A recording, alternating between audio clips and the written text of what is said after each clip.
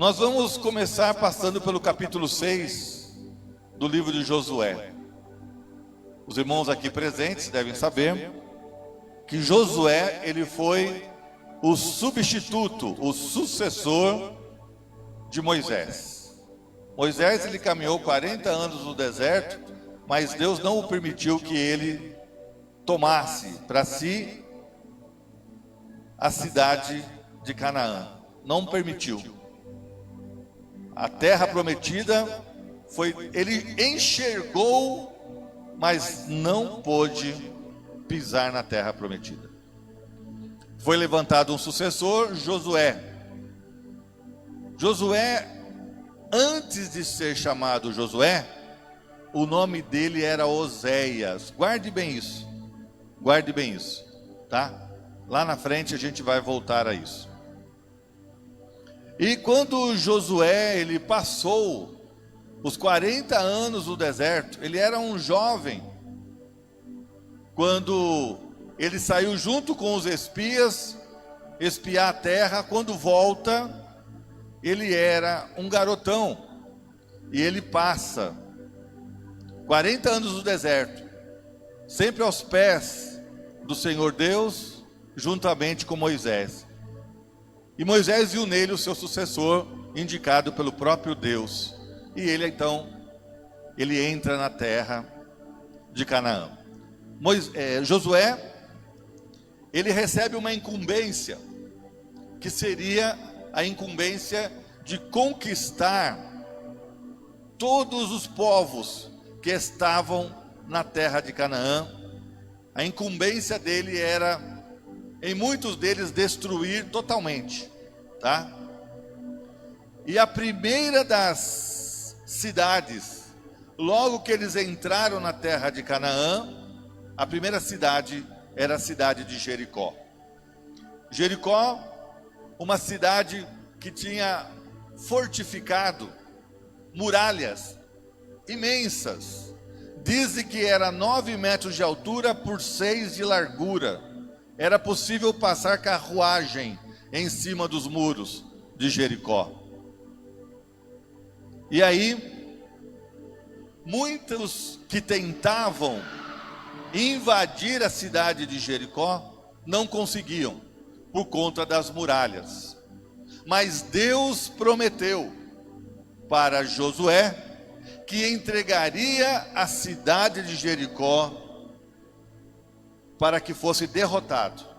Ele prometeu, ele falou, mas ele disse também: olha, você não pegue de lá ouro, você não pegue de lá prata, você não pega de lá vasos de bronze, você não pega nada de lá, porque esta vitória, esta conquista será consagrado a mim, será consagrado a Deus, diz ele, porque qualquer um que pegar qualquer coisa daquilo que é destinado a mim, que é consagrado a mim, será anátema, ou seja, será amaldiçoado. Então, o povo estava apreensivo, o povo estava há 40 anos vivendo aquela situação de vamos conquistar. Eles deviam estar, devido a uma expressão muito natural hoje, deviam estar com sangue nos olhos, deviam estar, nós vamos guerrear, o nosso Deus é o Deus dos exércitos, e eles estavam ali preparados. Só que eles, quando foram enfrentar Jericó, diz a palavra do Senhor que eles não iriam enfrentar aquele muro de repente, aquela muralha de repente. Aquela muralha, ela deveria acontecer uma estratégia. Durante 7 dias, ia a arca, os saltérios, os músicos e o exército, eles faziam um contorno em volta da muralha, e cada dia uma volta, e iam tocando e dando volta. No 7º dia, eles dariam 7 voltas, e no 7ª volta, haveria de acontecer algo sobrenatural. E assim aconteceu.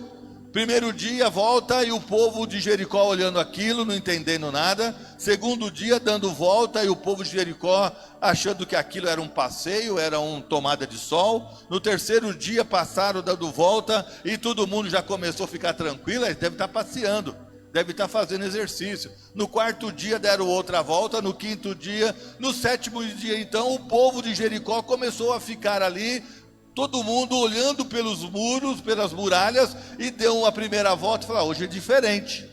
Hoje eles deram uma volta, deram duas voltas, deram três voltas, e começaram a falar: esse pessoal acha que é peão, deve achar que são brincando de bambolê em volta da muralha. Só sei que quando deu a sétima volta, eles gritaram: espada do Senhor, e a muralha foi derrotada, a muralha foi vencida, a muralha caiu ao chão. O povo, ele sobressai e toma a cidade de Jericó e matam a todos.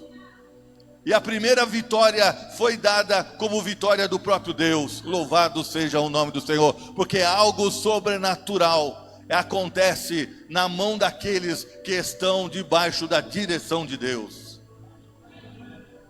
Mas o versículo que lemos, capítulo 6, versos 17, 18 e 19 diz: olha, vocês vão lá, mas não peguem nada, os despojos, tudo isso será para o meu tabernáculo, será para mim. O ouro, a prata, os vasos de bronze, tudo é meu. Mais um, chamado Acã. Ele, quando estava lá no meio da guerra e vendo aquilo tudo, diz a palavra do Senhor que ele viu uma capa bonita babilônica, viu ouro e viu prata. E no seu coração, aqui está a anatomia do pecado. No seu coração diz que ele viu, ele cobiçou e ele tomou. E ele pega aquilo, leva para sua casa escondido, e ele coloca na sua tenda. Ele fez lá um buraco, enterrou e colocou um tapete por cima e ali ficou escondido. O pedido de Deus, aquilo que Deus havia ordenado, ele não respeitou. Muito bem, todo mundo alegre, todo mundo feliz, todo mundo subindo pelas paredes, todo mundo comendo churrasco, todo mundo vem comemorando a vitória sobre Jericó. A próxima cidade é Ai. Essa cidade devia ter mais ou menos 12 mil habitantes. Tinha um pequeno exército.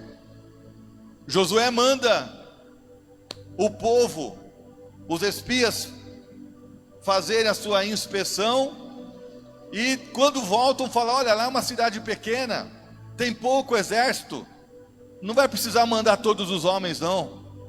Aí Josué deu ouvidos aos espias, deu ouvido aos seus conselheiros, não buscou a Deus, não buscou, e ele falou: vamos mandar apenas 3 mil homens.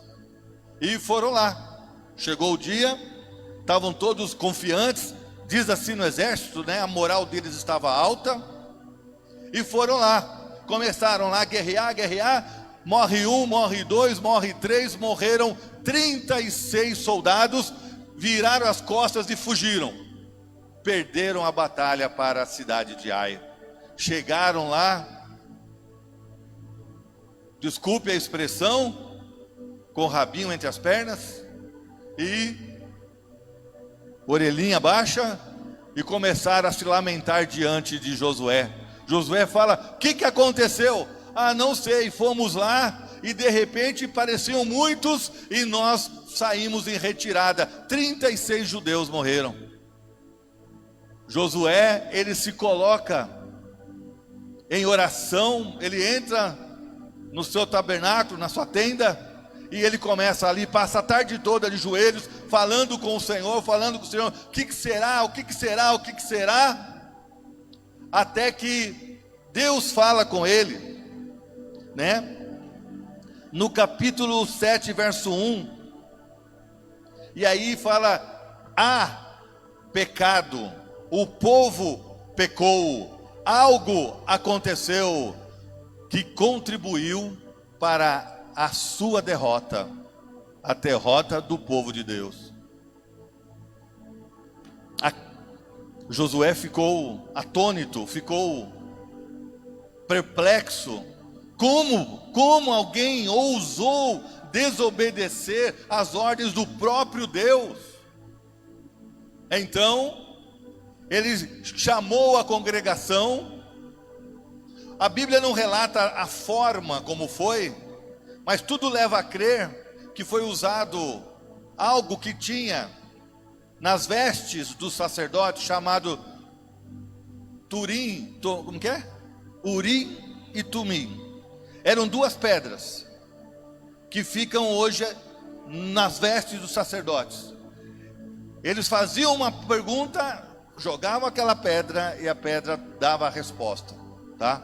É interessante isso, não quero entrar nesse mérito, mas foi mais ou menos a forma pelo qual foi chegando. Então eles começaram a chamar: tribo de Asser, é esse que é o culpado? A pedrinha era jogada? Não, não foi. Tribo de Benjamim, essa pedra que foi jogada, é culpado? Não, não era. Daqui a pouco, tribo de Judá, essa família, essa tribo que é culpada? Sim. Aí começou a chamar os clãs, começaram a chamar as famílias, até que chegou em Acã e falou: Acã, você pecou contra Deus?